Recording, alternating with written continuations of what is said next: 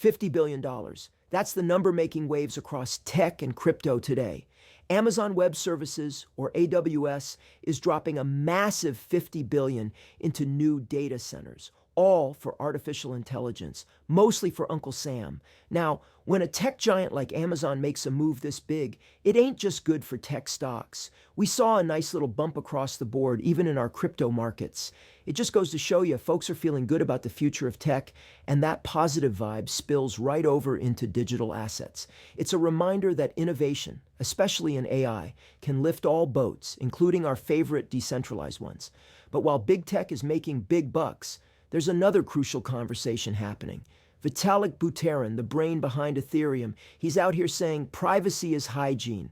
And listen, he ain't wrong. This comes right after a huge bank data leak exposed millions of folks' private info. It just goes to show you, when you put all your trust in one central place, your personal details can become a target. Vitalik's point is clear.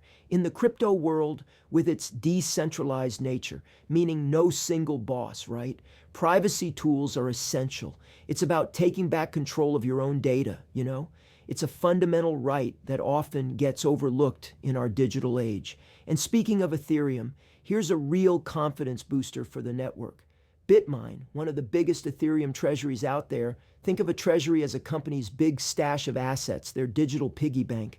They just dropped another $200 million into ETH. Yeah, you heard that right, $200 million, even with some recent price dips. What's that tell you? It tells you the big players, the ones who really know this space, they're not just looking at the short-term bumps. They see the long game, the long-term value in Ethereum. They're buying the dip, plain and simple. This is not financial advice, but it's a strong signal from the institutional side that they believe in the future of the network. Drop your thoughts in the comments, and if you enjoyed the video, give it a thumbs up. Don't forget to subscribe and hit the bell icon. Thanks for watching. See you next time.